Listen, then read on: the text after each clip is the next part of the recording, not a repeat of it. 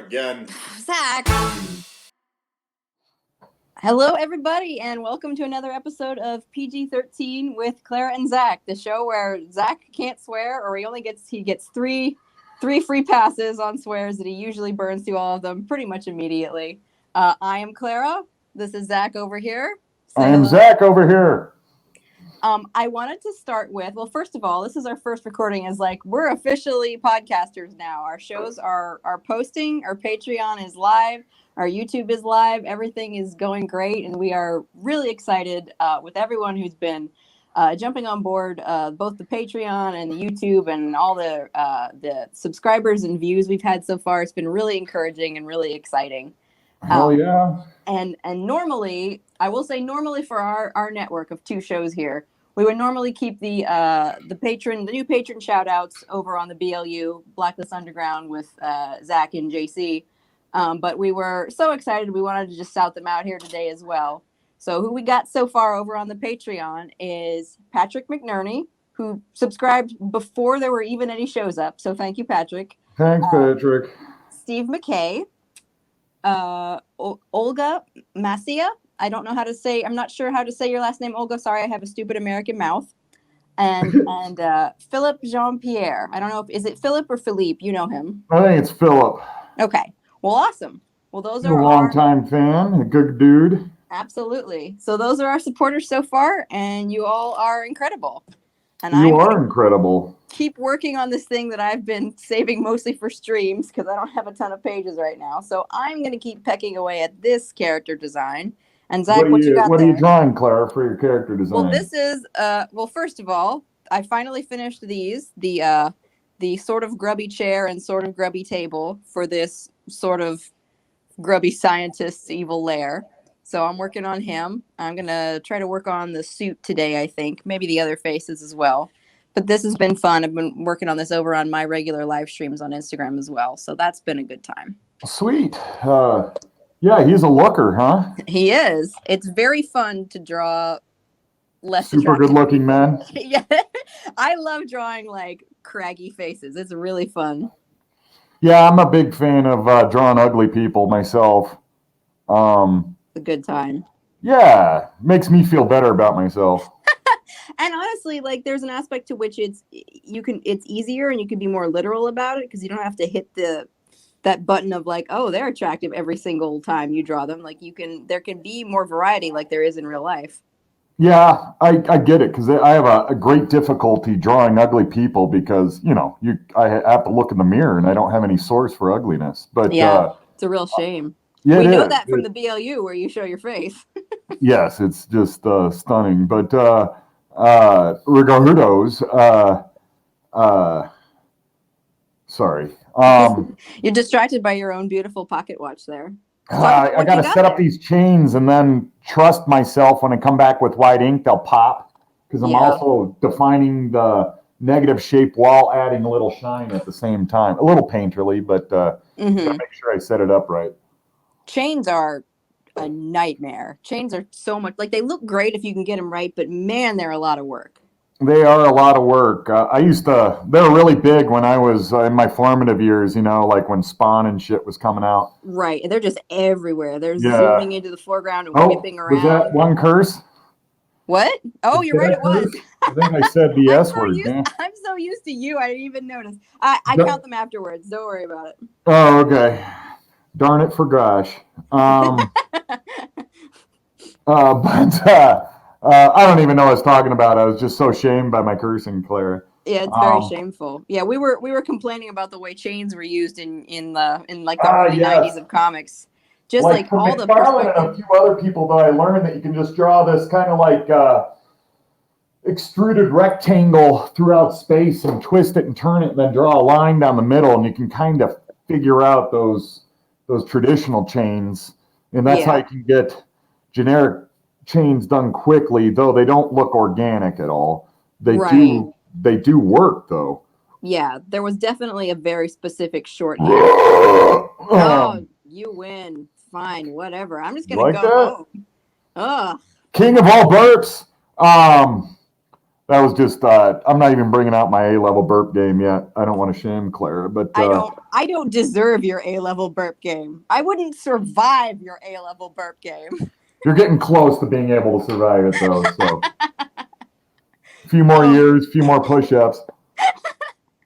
But on the subject of chains and sort of mechanical devices, we were going to talk a little bit about drawing static things like the pocket watch you've got here. Yes. So as you can see, we're trying to create a few lessons. So to all you people listening out there, if you ever want Clara and I to review things, because I teach her how to do things anyways, and she's in a profoundly steep learning curve right now for her career as she's kind of leveling up. So as I teach her things, I wanted to teach fans things like for inking, storytelling, whatever the hell. And I wanted to throw in that for your convenience, folks, we decided we would start with the lesson. So those of you who happen to be here actually wanting to learn things and not listen to us blather about nonsense, which was what most of the show is, you can rely on us hopefully keeping the lessons at the front end of the episode for your convenience. There we go. And to Claire's point today, technical inking, which you don't see me do a shit ton of, but I'm decent at it. Great. I got to remember I'm doing PG-13. Yep. Get in grandma mode, Zach. Come on. Come on, brain. Well, holy heck, I only have one more, huh, Clara? Mm-hmm. Well, somebody's getting a free book probably every darn episode. Gosh dang it. Gosh darnos episodos. Talk about pocket watches and it might save you. We'll see. Well, that's what really brings out my cursing is my pocket watch talk. Make everyone angry. We understand. So I inked with a compass for the first time yesterday. I got a really nice inking compass, and I laid out all my circles. And as you can see, and today, though, I'm going to use a template.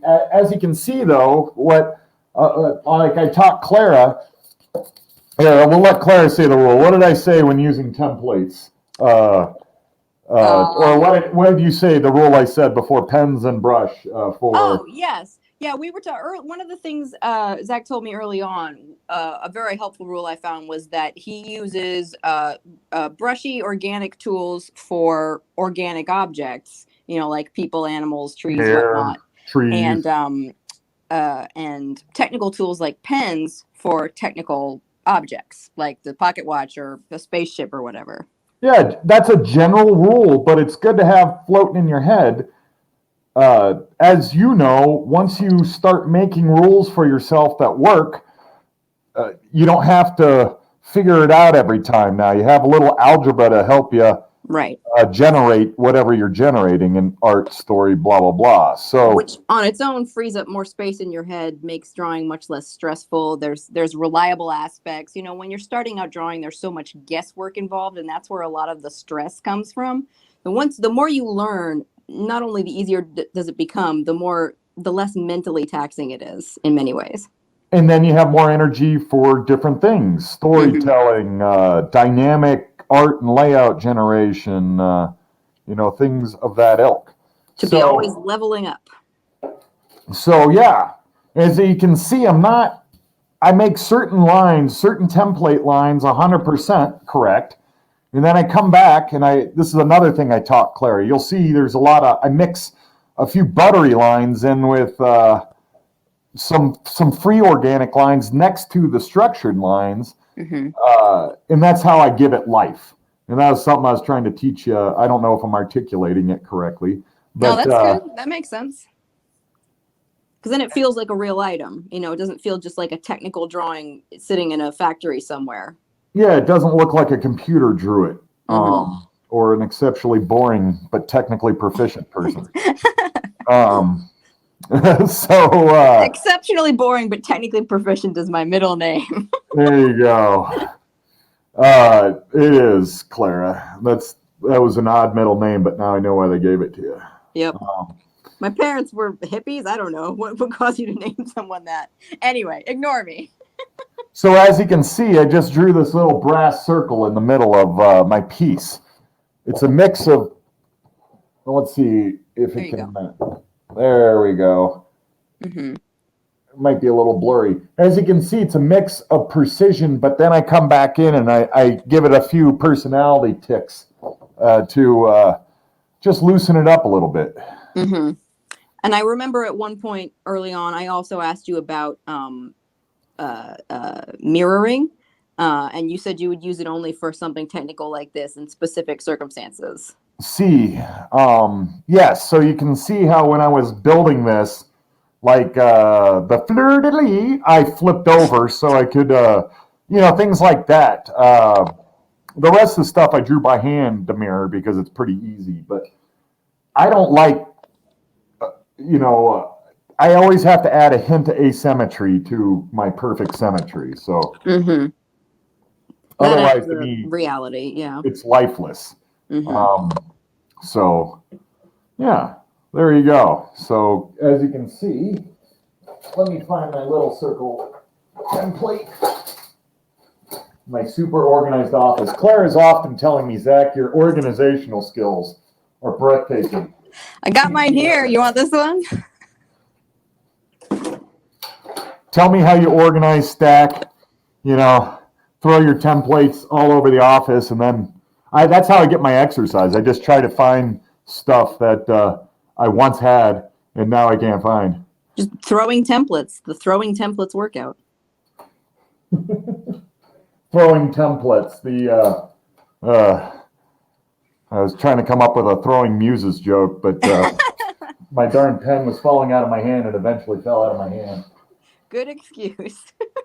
Oh, I'm going to go to a 0.25 to draw these little circles that the Roman numerals go around. Oh, yeah. Yeah, we're going full clock face now. Full clock face. Yeah. So that's sort of some of the basics overview of technical drawing like that. Depends on the book you're working on, I guess. I was going to say it doesn't often come up in comics, but there's many instances where you're drawing lots of machinery, cars, whatever. But a really small item like this is also something that would very rarely need to be drawn, maybe never actually, at this level of detail in actual interior pages. You just need this for reference, basically. Both. Okay. I'll be using it. This object's basically a character in the book. Not quite a character, but it's important. Yes. And as you can see, I'm freestyling the placement, eyeballing the placement of a static object, this circle. Mm-hmm. And what that helps me with is, again, bring a little life to it, because the eye initially is going to see it as a fairly perfectly rendered drawing, but as you look subconsciously, it's going to have a little wear and tear and imperfections to it, which in my mind brings a little life to it. Not that you draw things incorrectly on purpose. You got to draw them correctly first, right, Clara? You got to know what you're doing before you F them up. Exactly. And that's also, frankly, appropriate to an antique item like this. Like olden times, they wouldn't have that computer precision necessarily in their craftsmanship. So that adds up as well. Exactly. But that's where you lean more into the storytelling. See. Okay. Unless you had other important things you wanted to throw into that, I would like to propose that we play some Superfight. I like that you like that idea, and I would like to partake. Okay. All right. I pre-pulled the cards, so let's see what we got here.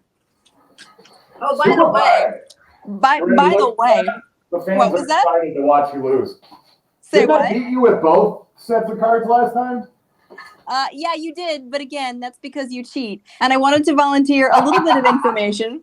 We received a rather long message on the PG-13 Instagram account that was kind enough not to feature into the votes for the winner and the loser, because if I had, that would have left us at a tie yet again. I allowed you to win for the first episode. But you're so kind. That's ancient history by the time people watch this episode. But I wanted to say we got a rather long message pointing out why I definitely won that first episode and why you definitely lost. And that was from a certain your wife person. My wife. She was being very kind to my assistant, but she did find a technical issue that Clara and I were both too deaf to pick up the first time. Yeah. But but that being said, yeah, my wife's really nice. She was helping your fragile ego there. Yeah, that was the takeaway is she's nice. All but right. that being said, if you didn't catch the technical glitch the first time, you lose by default, I say. Oh, whatever. Well, we both missed it, but whatever. I will accept my defeat this time around. But I got some cards up my sleeve this time, so you wait. All right. Get ready, guys. We're gonna watch Clara dance here. Let's go, Clara. Okay. What do we got today? All right. Here's your cards. You are, oh boy, you're a vampire, but you are also a piñata. Not sure how that works. And you think the floor is actually lava. Okay. So I have some unreasonable anxiety issues. Yes.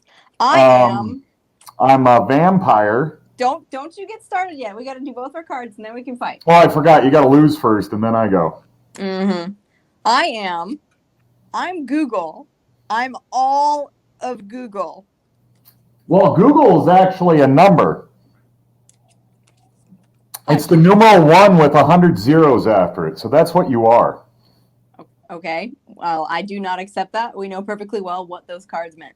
No, Google is the actual mathematical number. It doesn't say Google the corporation. It says the word Google. Hold on. This is a problem. I'm a 9 foot tall Google. I'm not sure what that means. Okay. Under no version of the Google we have been discussing / arguing about is it possible to be a 9 foot tall Google. But anyway, we're going to work it out. I am also armed with a tranquilizer gun. Well, numbers don't have hands, so just does it lay next to you? Shut up! We haven't started yet. All right. Okay, you go, lady that doesn't know the word Google. Okay. Here's what I'm going to do. I'm going to make you go first this time. I want to see what's going to happen. Oh, you're throwing curveballs, huh? Mm-hmm. This how you do? You call me a cheater? Yep. This is how I do it. You're just made of a layer cake of cheat. It's going to come back yourself. For you. All right. You're a piñata vampire who thinks the floor is lava. Okay. What you got? Now let's agree on where we're fighting, because last time with the cat on the ocean liner or whatever went really poorly. Where are we having this fight? Maybe this will change the dynamic. Location. Does it say to do that in the rules, Miss Clara? No, it doesn't, but the rules also say you can't overtly cheat. So let's just Does it specifically say that? I'm sure it does in there somewhere. They're very snarky rules. Oh, you're sure? Can I even pronounce the word sure? I said sir. Sir. Hey, sir. Listen, Clara. Suffering succotash. So, okay, I'm a vampire whose special ability is to kick Clara's ass. Vampire piñata. You think the ground is lava. And I come from a fine lineage of piñatas. Indeed. You want to do it in Mexico then? Well, I don't know. I've whacked a piñata and I wasn't in Mexico. That's true. So okay, we'll say we're in Mexico. Okay. I'm sure it won't affect anything, but here we go. We are in somewhere in Mexico, and I'm a vampire whose innards are made of candy. Delicious. Or prizes if you whack them. Mm-hmm. Sorry. All my super awesome precision inking, Clara. You gotta wait. It looks gorgeous, though. Well, thank you. That's so kind of you to say before you lose Superfight. Okay. So here we go. I'm a vampire that has the power of candy, expulsion, and what was my last thing? You think the ground is lava, so you don't touch the ground. Which being a vampire, you can super fly. Unreasonably paranoid vampire that has the power of candy expulsion. Yes. I dig it. Yes. Sorry, Alan Moore. We already took this character. It wouldn't really be an Alan Moore character till he starts having really random affairs with other literary characters. Something like that, yes. Or needs a an index to read along with the story of them. Yeah, like long pages of prose at the back that is like, no one has ever read this, dude. To that point, I did love it with From Hell, reading that with Campbell and. Well, that's true. So, God, you must suck being wrong all the time, Clara. I take it back. Yes, indeed. So, anyways, on the beating Clara, this is a tough one for me. What are you? I'm Google. Oh yeah, you're the numeral 1 with 100 zeros after it. Nope, I am the hive mind Google. So, you being an extreme force of evil. Yep. Actually, I don't know much about that, but it doesn't say the corporation, so you are a numeral. No. This is what I thought I would have an advantage letting you go first. You're a monster. You're a monster. So, you being an actual abstract numeral thought, you actually don't exist. Which you win by default. So, even though I have only the powers of candy and neck biting, I guess. And not ground touching. Oh, yes, I can never touch the ground. We used to play Shark when I was a kid, when I got my first dog, Barney. And my dad, we'd like try to jump from chair to house in the house and or a couch to how just not touch the ground, or my dad would grab our feet and like shake them, and the dog would come over and start gnawing on them, and we'd all giggle and everything. We called it Shark or lava or something like that. I don't know. I killed that brain cell. So I have a lot of experience with the ground being lava and or sharks swimming around along the ground. So through those years of training, it's very easy for me to, as a vampire, to jump with my awesome pinata vampire strength from chair to chair. So wait a minute. I just do that thinking about how it would be cool if Clara existed rather than just be an abstract thought, and so I can kick her butt. Wait, is this you or the vampire? Did the vampire bite you and assume your memories in this scenario? Yes. Are you dead? Me? No. He just bit me. It was a wild night, Clara. You don't like to hear about that. You're a nice Christian girl. But that means you turned into a vampire. It means you're either dead or you're a vampire. But my special ability, the only one I have, is not to turn into a vampire. Oh, yeah, that seems fair. That's my only skill. Anyway, go ahead. So you're prancing around Mexico being full of candy, not touching the ground and or floor. And to just drive it home, he's come up with a song that it's called Clara Sucks. And so he's just happily singing, Clara sucks, 1, 2, 3. Clara sucks. I'm glad she's not me. I just came so close to saying something I can't say on this show. Oh, Clara, we almost got a free Kumite t-shirt. So much. Hey, fans, if you ever see me with a Kumite t-shirt and you help me get it, I'll reward you. So you get a free something and a mighty Viking handshake while we both look at Clara and laugh. Whatever. Tell me how you fight me. I'm an abstract concept. I don't have to fight you. You just don't exist, so I don't have to fight you. That's how I won. I think this is an internal error, just like with the pacifistic boy band. Well, I had a technical error. I should have just walked away and morally beat you. But I was young. And so young then. I hadn't quite found my ways of acerbic wit yet. Well, I had that down in spades, but how to apply it to embarrass my spectacular assistant here. Important to be clear about what you're really good at. Anyway, proceed. Thank you, clarification, Clara. But anyway, so yeah, you've lost. I can ramble on. And to celebrate you not existing, the entire country of Mexico, I don't even have to be hit. I just crack my chest cavity open, and all this amazing vampire candy comes out for women and children throughout Mexico that laugh, and it's considered a holiday now. It's called Claire Does Not Exist Day. Google is dead day.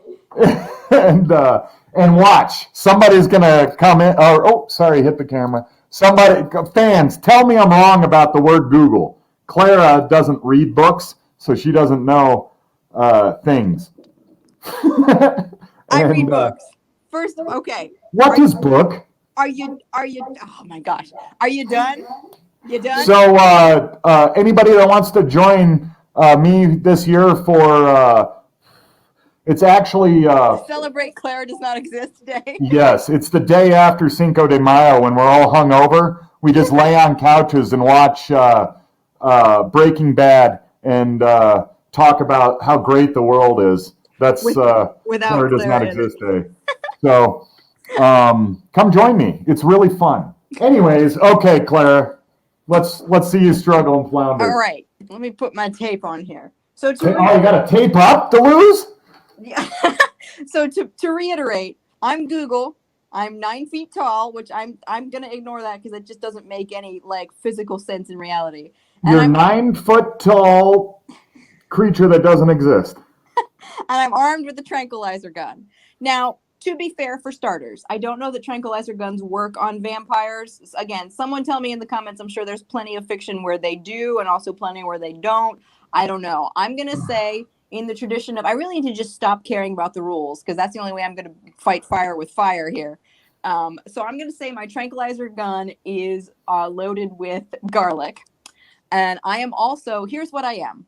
I am the corporation Google. I am the hive mind Google. So I am basically everywhere. I exist in the air. I'm in the Wi-Fi. I'm in the cellular data that's floating around all of us. And it is my task to covertly take down this whiny, ground-fearing vampire with his fat tummy full of candy, as if that makes him like any better than vampires with their tummies full of blood. So this guy, and also he's clearly an outcast. I'm more liked than Google too. So what? I'm made of candy and affable, unlike anything about Google the corporation. By the way, you can't even shoot your gun at me because you have that Jeff Bezos eye and you just shoot a little bit to the right and you never hit me. You can't pretend to have the moral high ground here being a better vampire. Like, these are the cards we drew. Deal with it. This is about who's going to win. Okay, Jeff Bezos, crooked eye, can't shoot straight. Whatever. Anyway. With your garlic gun, you shoot yourself in the butt. That's how stupid you are. I am doing my fight. Shut up. Go. Go. So I have power over. It's like one of those movies where it's like a Terminator situation. I can take over any electronic device and attack you. It is my giving yourself superpower. You're so weak, Clara. Come on now. Shut up. Carry on. This is my fight. So you are prancing around Mexico being lame and outcast by your people because you don't suck blood. You just carry candy around in your tummy. But I hijack every. You don't know what my vampire does in the spare time. He could suck blood just for fun. Maybe it's just for practice. Yeah, I'm sure what he does in his spare time has nothing to do with the fight we're currently engaged in. Anyway, I take control of every military weapon I can find for countries around.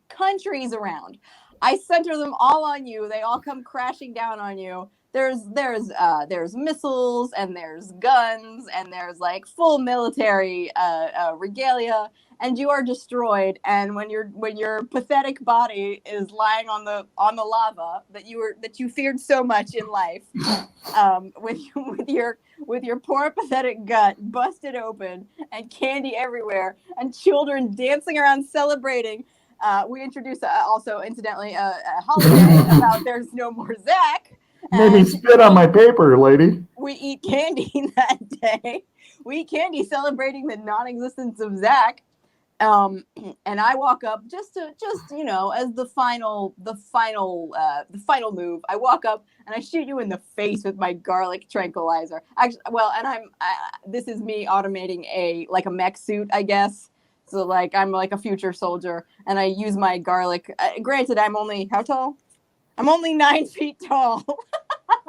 My gosh. 9 feet tall. So deal with that. Yeah, I'm a mech suit on stilts. So I come up and I shoot you in your dead face with garlic. That's some serious tap dancing, lady. You're welcome. Well, first of all, you already said how you lose because I morally win because I am regaled in Mexico for providing candy forever for everyone. And everyone saw you with your crooked eye shoot me in the face. And they know you're a multi-billion-dollar corporation already, evil through and through. Don't get to so even when you shoot afterwards. me with your garlic gun, I win morally because people forever will hate you because I was providing them candy, which you thus, ratified or reinforced with by allowing everybody to eat my candy innards afterwards. So even in death, I provide a happiness victory to all of Mexico, thus you losing. I don't have to justify myself to a vampire. You're evil, and I already said my piece. How does it feel to lose so bad, Clara? I mean, I really wouldn't know. Oh, you have no self-awareness? That's weird. Yeah, it's funny like that. Yeah, no, all of Google would definitely defeat the world's lamest vampire.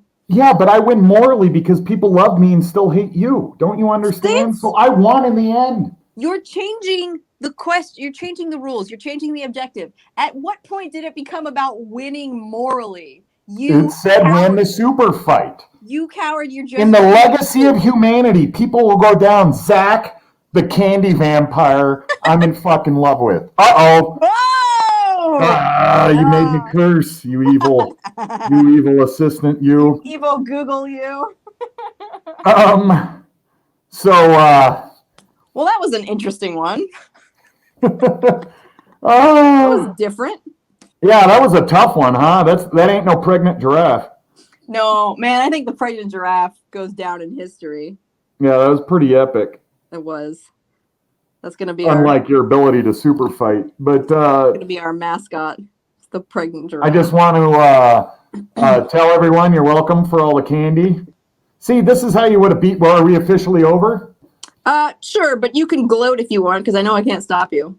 So this is an expansion gloat to give Clara an example how to beat me. Candy's terrible for you, so you should have said I gave Mexico type 2 diabetes and I'm hated forever. So in the end, I'm the villain. No matter if I defeat you physically, I've destroyed Mexico systematically throughout the generations by giving them type 2 diabetes. Diabetes. Diabetes. Yeah. Oh, I got the diabetes. That would be a relevant point if it had anything to do with Superfight. Shoot. Zach doesn't know time. Oh no! Did you get the numbers wrong? Yes, because I was busy winning Superfight. That's what Roman numerals suck anyway. Oh yeah. No. Roman numerals. So oh my God, it was a pain in the nuts to have to pencil and ink pencil all this stuff in the innards. Yeah. Oh, I bet. How long did that, like, you were penciling that for a while too. How long did that take? I don't know. The innards, probably a few hours and a lot of research just to get it to where I want. Yeah. That's intense stuff. Even doing the little clock hands took because I have to organize them with the little gears inside, the little window in for the gears. So I had to okay, do I want those gears in there? Of course, it's Victorian. So right. I had to make it so I could also see the the clock hands over everything else. So that's one of the fun parts of designing and world building. What do you show? What do you don't show? Right. Exactly. That reminds me of the Big Ben scene in The Great Mouse Detective. Remember that? Oh shit! I've already lost, right? Yeah, you did. You lost a while ago. But I remember loving it. Yeah, I mean, I still love that scene, but I was thinking of the because it's a wonderful scene. It reminded me of the clock gears, and I remember reading that was the first time Disney used CGI, right? Yeah, CGI or integrated CGI. Actually, I think is what it was. where they, they animated over the CGI, which is something they do pretty regularly now, but that was like the first time. And it was like maybe at its smoothest in that early application. Like I wouldn't have known. You can see now where they're, where they're tracing the rotoscoping and where they're rotoscoping. Thank you. I couldn't remember the word. And it's it's pretty obvious. You're just the numeral 1 with 100 zeros after it. You don't know things. Stupid Google. I don't know anything. If there's one thing we know about Google, it's that it doesn't have any information on it. Well, it's not an invented word. That's the thing that always gets me about people. They don't know things. But that's how brands work. You co-opt words like that. I don't have an issue with that, but like, I'm standing in defense of having been the corporation Google. But whatever, that's old news. Okay. You're the one with the weird eye.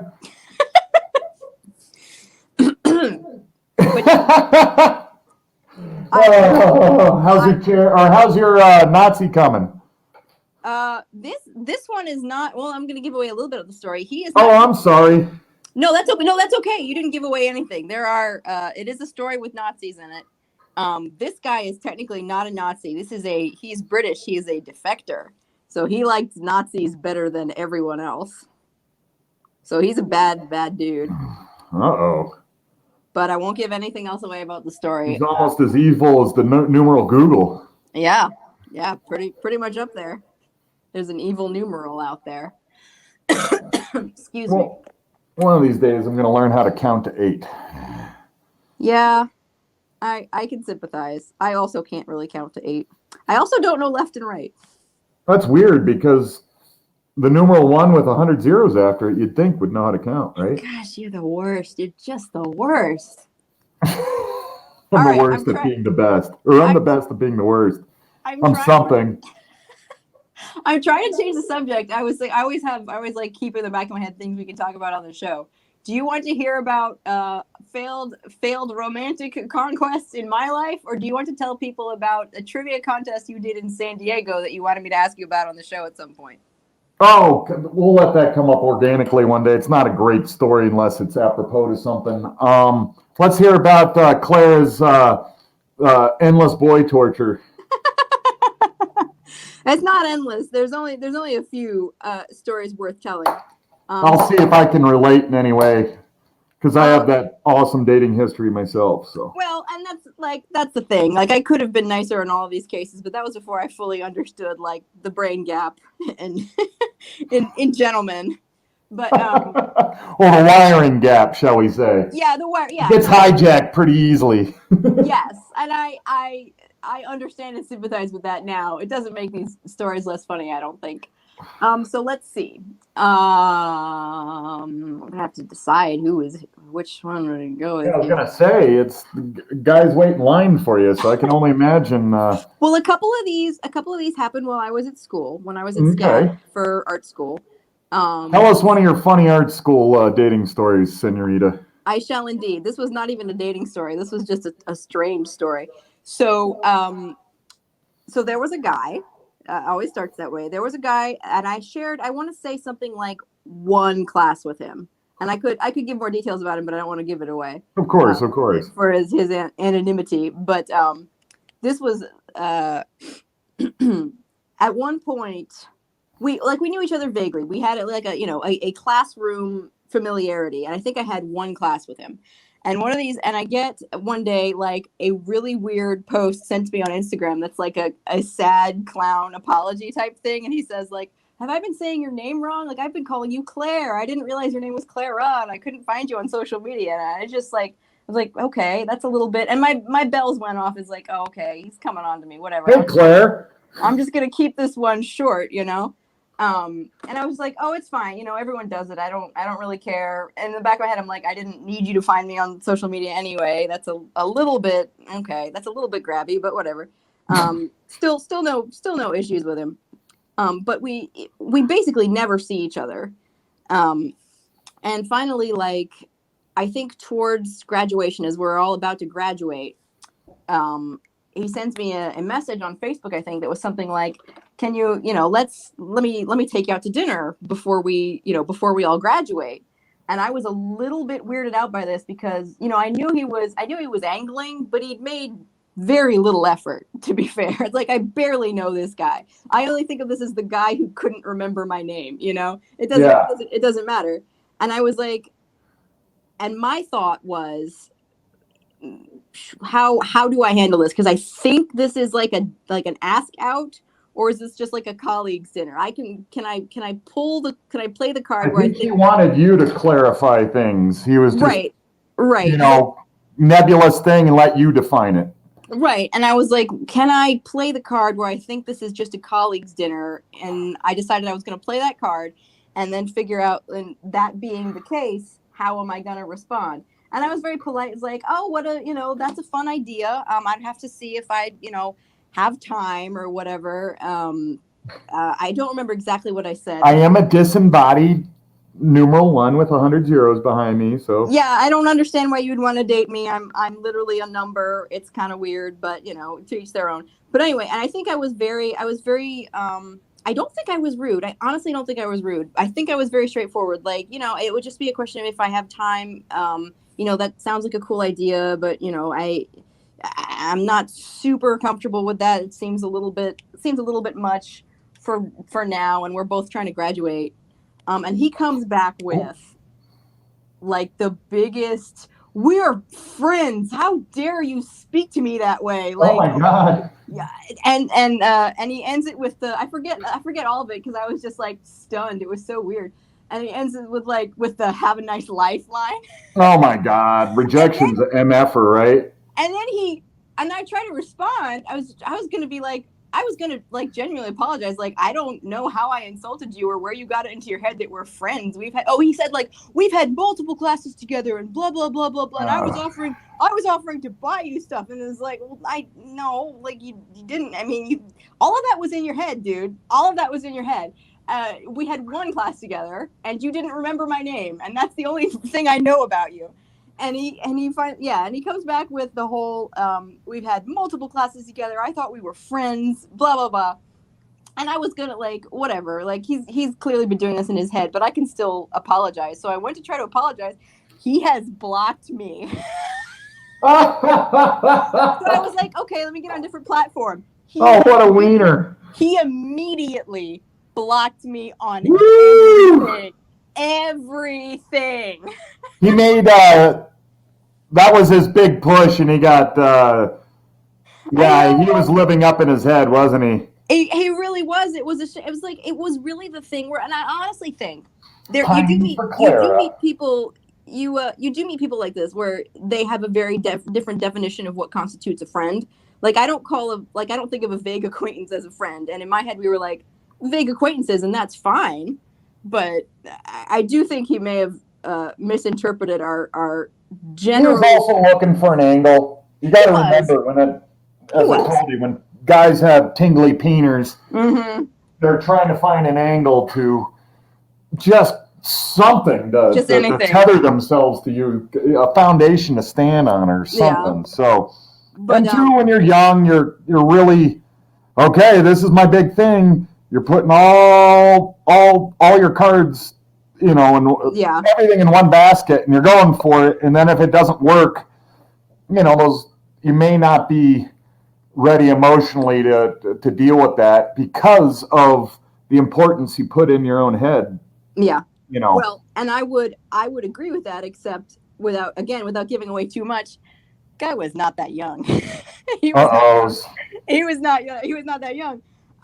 But the real funny punch was first of all, I still see his post on some of my friends' stuff, and he's legitimately very good. He's a very good artist. But still some of the school friends I follow, I still see his posts from time to time. But as I was, because I was valedictorian, I was sitting up on the stage with the other, major award recipients for graduation. And which means everyone had to walk by me, as their diploma. And man, I made sure I looked him right in his face, and the work he put into looking literally anywhere else was so funny. Oh God. Oh, it was so funny. funny. And he was also like at like the graduate parties where I was like well, I wasn't like the most important person there, but I was like a significant feature of some of the parties. And like he was just sort of like hanging around the edges. Like he had to be there. Oh, that sucks being a queefy guy, Cora. It's Cola. You're not Cola. Sorry. Cola poked in her head to see why I haven't given her a treat yet today. Hey, puppy. Hey, Gold Bear. Oh, I headed back upstairs. I don't have treats, so her interest in me was fleeting. Yeah. Unlike like the guy that was pining for you. So that's a pretty good one. The hilarious thing was like the blocking. I'm like, oh, this was an option? You could have done this at any point, dude. Like, what a wiener. Yeah, guys suck, Clara. It's hard being a guy just like it's hard being a girl. And I'm not mad. I just think it's a really strange story. Yeah, he's just a man boy. But doesn't mean he can't be awesome one day, or his art can't be awesome. But that's a man boy. Yeah. But Unfortunately. yeah, it's got to be even harder at art school because there's a lot of insecurities and stuff that a different type of insecurities already on top of just being a guy with a tingly dork. Yeah. So yeah, I'm not saying I have sympathy for this guy. I'm just kind of working it out in my head. I have sympathy for him. I know those things are difficult, but that was not the way to handle it, my dude. No, he crapped the bed on that one, huh? He kind of did. But oh well. Man, I had some crazy girlfriends in college and stuff. I'll have to tell you about one day too. I've heard about some. I like that section about crazy Fs that we've dated, or were we the crazy F in that relationship? I mean, that occasionally happens. Maybe I was dense. I mean, I know I'm the dense. I play the let me pretend you're not hitting on me for as long as I can card all of the time. So yes. I don't know. Maybe that was partly my fault. But like I was not in the headspace for it anyway. I was there to graduate. Yeah, it can be tough, man. The dude's tingly dork doesn't care about your valedictorian. My ambitions. Yes, it's just tingly monkey dork. So, yeah. Oh well, I think you handled it well, though. You just laugh about it, right? I mean, that's all you can do. Like, there's no reason to get mad. You don't want to, you can't let these things affect your actual life. It's not like we were actually together. It's not like a breakup, Those are actually sad, but. Well, they can be. They can also make you dance. I think we talked about how we both had, I've already lost super shitty like boyfriends and girlfriends, and we're such wieners that we can't break up with them, so we just wait. I mean, I don't even know if it takes that form for me. I think for me, I'm just too. This sounds like a humble brag, but I think I just get too loyal, and I don't. Yeah, I have the same issue. I don't want to see the sad truth that this is not a good relationship. So. Yeah, I'm the same way. Yeah, that's why I got married at 13, so I don't have to deal with it. Not a thing that happened, but a funny joke. There was. Yeah, I mean, it's weird, man. As I told you in my dating, I did a lot of not attracted to the person that was attracted to me. So I was just a lot of loneliness and just working out. Well, I mean, I've seen pictures and I understand it. What are you talking about? You were a stud. What are you talking about?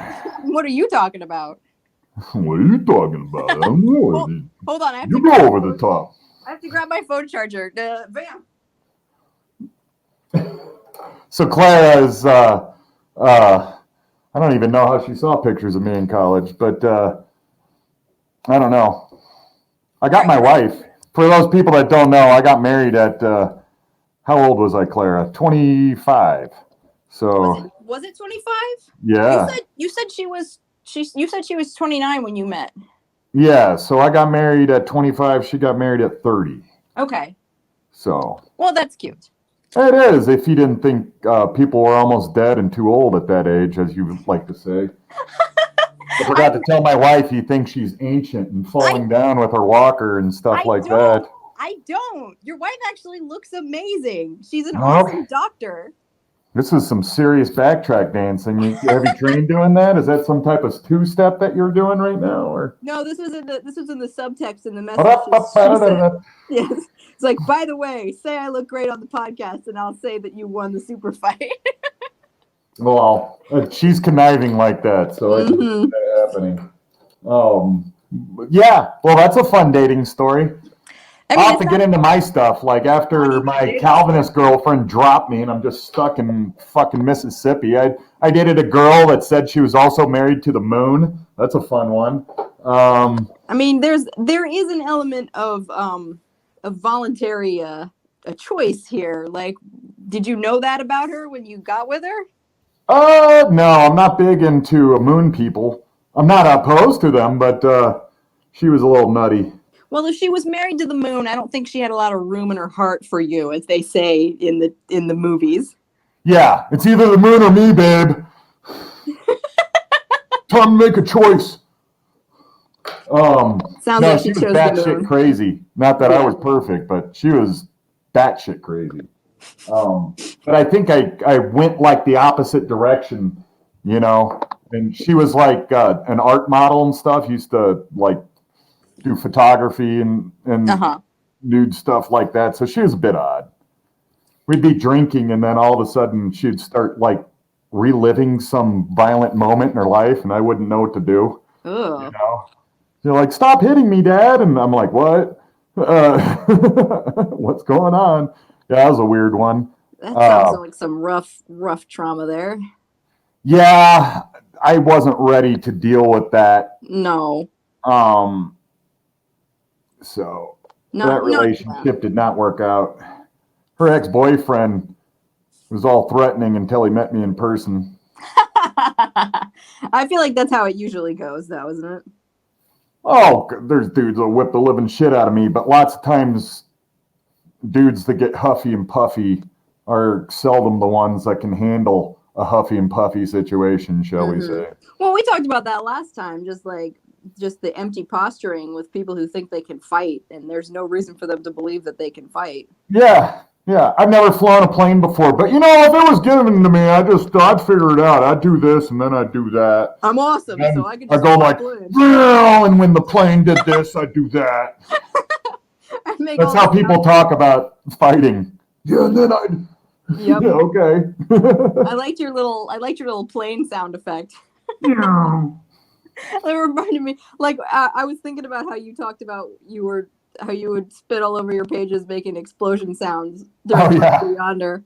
Wobble Yonder, there's plenty of spit on those pages. Spit, coffee, a little bit of snot, tears. Yeah, on the originals there, you got genetic evidence.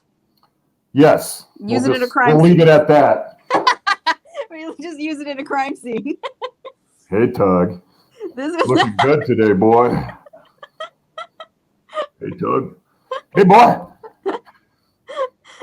Welcome to the Dawn, boy. I know. I love Tug too much. Hey, boy. I love him. So tonight's your shower, boy. Speaking of technical, I'm doing these glasses now. Somebody asked me about glasses on my live stream. I was straight with them. It's like, glasses are a huge pain because, like, not only do you have to get them correctly on the face, your style of drawing might not be conducive, right? Well, it might not be a literal face, but you design glasses for a literal face. You know what I mean? Like your style of cartooning, like your style, for example, you do the ears pretty low. I usually enlarge them and lower them to your point. Yeah, and they're noticeably lower than the technical than they're technically supposed to be, but that's part of your style, and like that would interfere. Are you shaming my low ears, you high-eared elitist? No, I will have you know, I draw the ears almost on the top of the head. But anyway, that's I tried. But like that's the sort of thing that would really interfere with trying to draw something like glasses, because you're thinking of it from a technically accurate perspective and you're trying to put it on a not technically accurate face. So that was a difficult thing to sort of articulate on my live stream, but I think I got it across. But actually, since we're talking about technical stuff on this episode, again, that was a T-Rex right there. You like that? Yes, I was very impressed. You're welcome. What would you say? Say something about glasses. What's the deal with drawing glasses?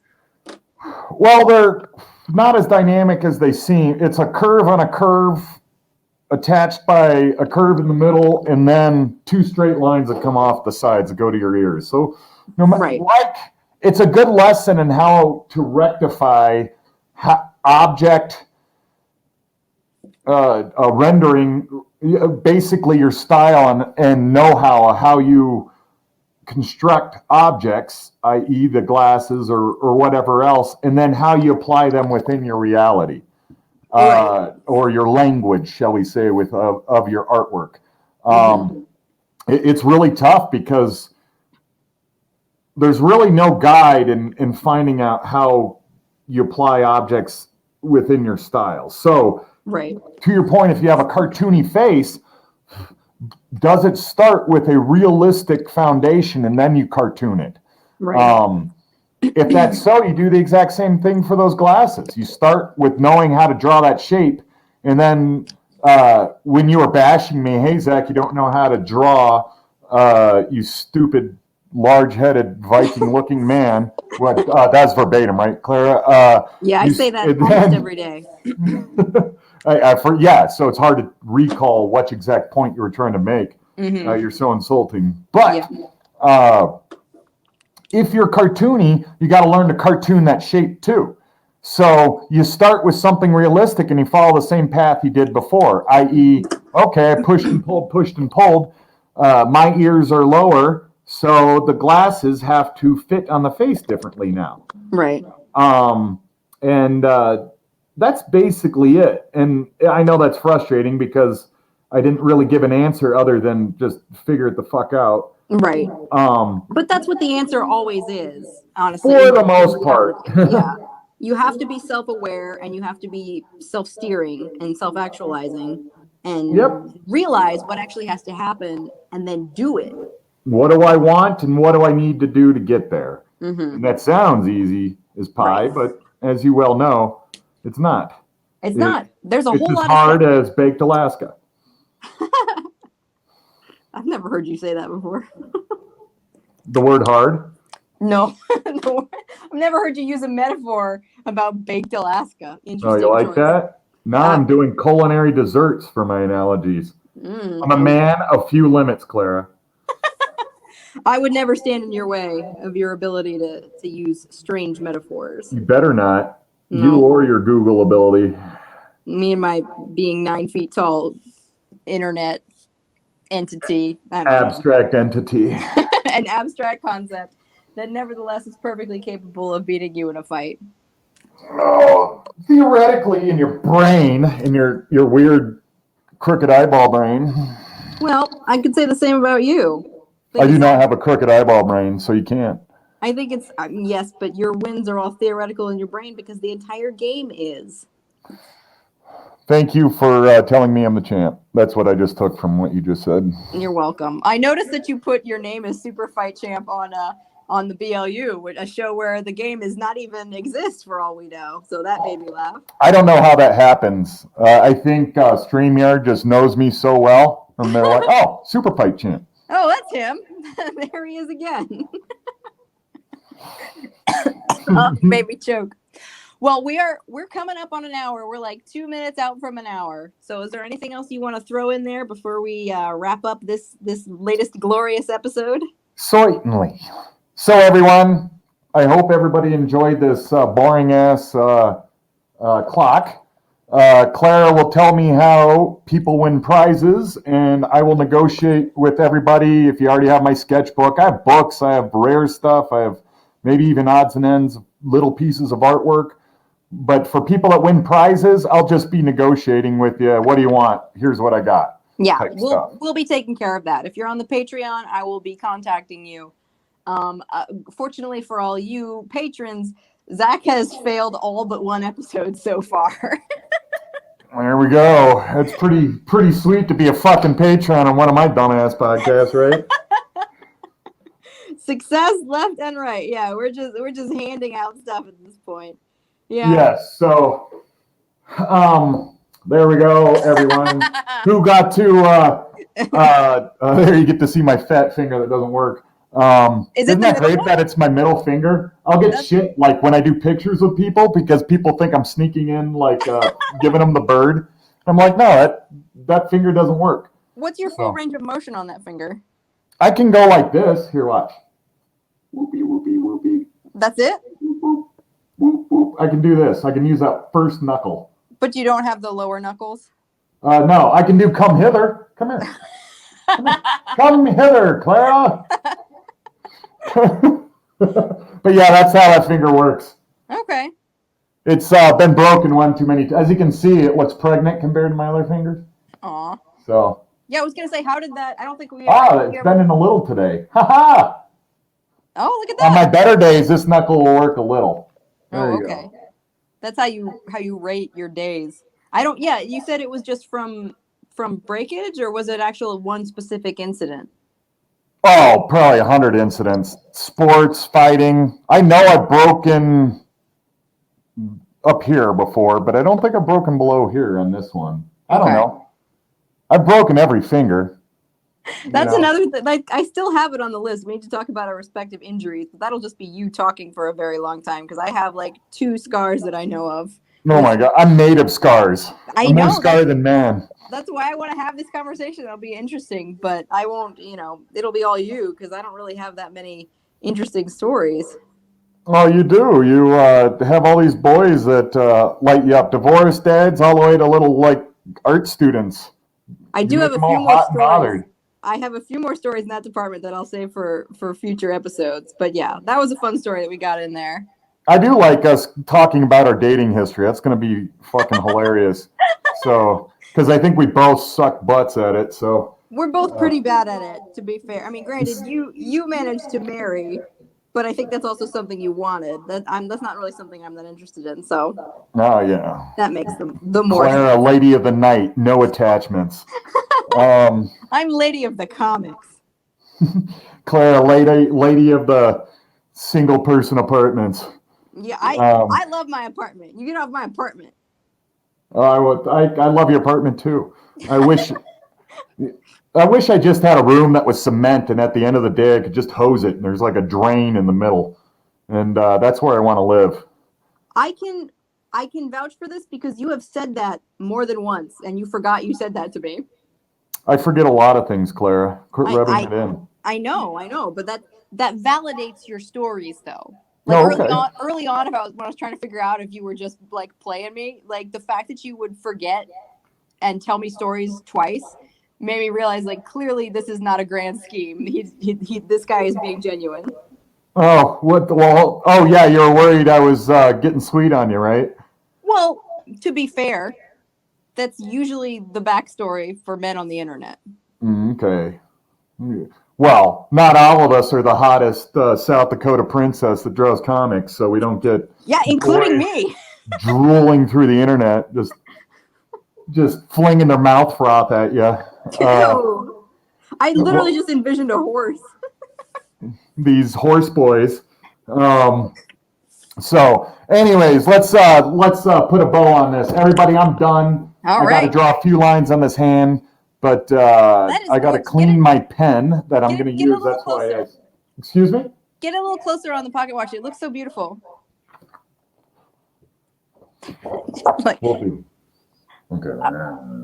It's beautiful. I love it. Well, the pocket watch thanks you. You're welcome. This guy's missing the ends of his last 2 fingers, by the way, too. Oh, yeah. So. I was so distracted by the pocket watch. So he got him cut off with a sword when he was blocking it. Well, that's teasers for Zach's upcoming project, everybody. And remember, come hither to our next podcast, everyone. Come hither. Perfect. We're signing out. Clara's mom, Clara's grandmother, and basically all of Clara's family, past, future, whatever. I am so sorry for bringing your poor, wonderful daughter into this, but we're having a lot of fun. Yep. Despite her Jeff Bezos loss record, we love her anyways.